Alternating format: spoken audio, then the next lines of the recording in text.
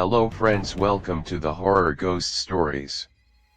I bring for you 3 different horror stories which will make you horror and sleep, so the story begins. Story 1, The Haunting of Ashenwood Manor. Ashenwood Manor had a reputation as one of the most haunted estates in the country. Built in the 1800s, it had housed generations of the Blackwood family until one stormy night when they vanished without a trace. Now, it was abandoned, left to rot amidst the tangled woods. Emma, a documentarian with a fascination for the paranormal, secured special access to film inside the manor for a week. She brought along her best friend Kate, a skeptic, and Luke, a cameraman. As they stepped through the grand iron gates, the air grew colder, and the towering structure loomed above them like a sentinel of despair. The first night was quiet, though Emma swore she heard faint whispers when reviewing the footage. On the second night, the team explored the library, its walls lined with leather-bound tomes. Kate picked up a book with a peculiar insignia, and a hidden compartment opened, revealing an old diary. The entries belonged to Eleanor Blackwood, the last known matriarch.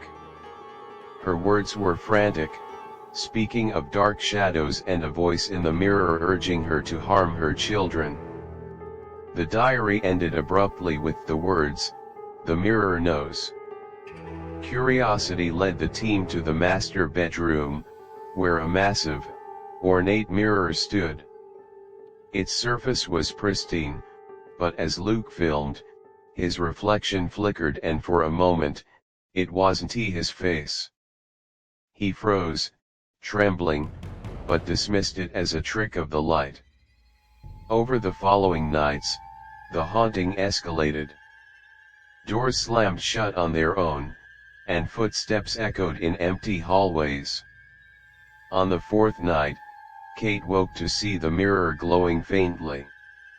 Drawn to it, she touched its surface and her reflection smiled back at her, though her face remained still.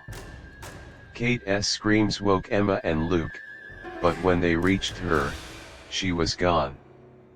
The mirror showed only a dark forest, and Emma swore she heard Kate crying out from within it. The team tried to leave the manor, but the gates were locked, and the house seemed to shift, its corridors warping and leading them in circles. By the final night, Emma and Luke were frantically searching for Kate. The mirror began to pulse with a sinister light, and hands emerged from its surface, pulling Luke in as Emma watched, paralyzed by fear. The last thing she saw before the mirror shattered was Eleanor Blackwood's ghostly figure, mouthing the words, "Join us." The footage was later discovered in the rubble of Ashenwood Manor after it inexplicably burned down. No bodies were ever found.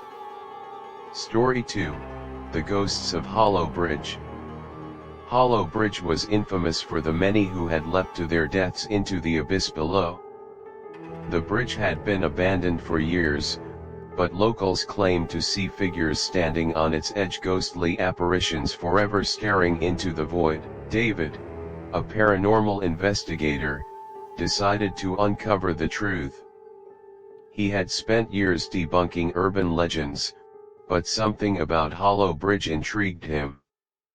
The stories of ghost sightings, shadowy figures, and strange screams resonated with a childhood memory he couldn't quite place.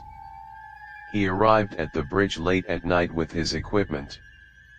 Fog hung heavy in the air, and the old steel structure groaned as the wind passed through it. As he set up his camera, he noticed a figure in the distance, a woman in a white dress, her hair billowing as if underwater. David called out, but she turned and vanished. He reviewed the footage, but her image wasn't there. He decided to venture across the bridge. As he walked, he felt a heavy presence, as if unseen eyes were watching.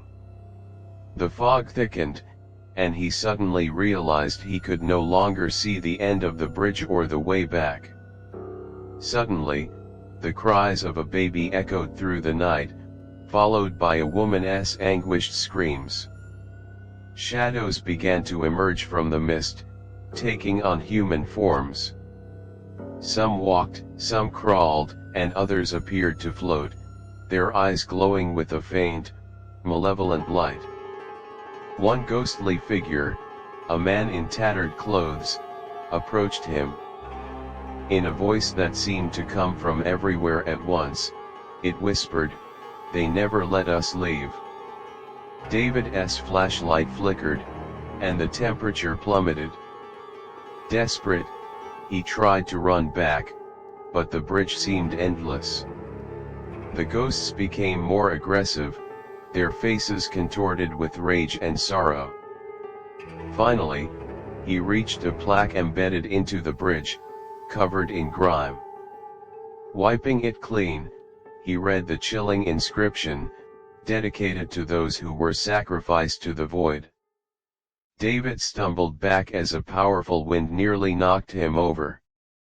The ghosts surrounded him, and one by one, they lunged at him. His scream was swallowed by the abyss. His abandoned equipment was discovered weeks later, but no trace of David was ever found. Locals claimed the bridge now whispered his name. Story 3, The House That Calls. On the outskirts of a small town stood a dilapidated house known only as the Calling House. Legend had it that anyone who stepped inside would hear their name whispered, and those who answered never came out. Clara, an ambitious journalist, saw the house as her ticket to fame. Accompanied by her photographer friend, Nate, she entered the house on a dare. The door creaked open before they touched it, as if inviting them inside. The air inside was stale, heavy with the scent of decay. As they moved deeper into the house, they heard faint whispers. At first, they dismissed it as the wind, but the whispers grew louder, more distinct. "Clara." She froze. "Did you hear that?" she asked. Nate shook his head, but his eyes betrayed his fear. The whispers grew more insistent, calling her name over and over. Clara felt an overwhelming compulsion to follow the sound. The house seemed alive, its walls pulsating, the floorboards groaning under their weight. Mirrors lined the hallways, each reflecting not their current selves but distorted, decayed versions of their bodies. Clara found herself in front of a massive door adorned with strange carvings. The whispers emanated from behind it, louder now, almost a chant. Nate begged her not to open it, but she couldn't resist. Inside was a room filled with shadowy figures, their faces indistinct, their forms shifting. At the center stood a grotesque, towering entity, its eyes glowing with a sinister light. It spoke in a voice that seemed to vibrate through her very bones, "You were called. Now you belong." The shadows lunged at Clara, pulling her into their mess. Nate tried to run, but the house warped around him, trapping him in an endless loop of corridors. His screams echoed as the house consumed him. The next morning, the house was gone. In its place was an empty lot, but those who passed by swore they could still hear whispers on the wind, calling out names.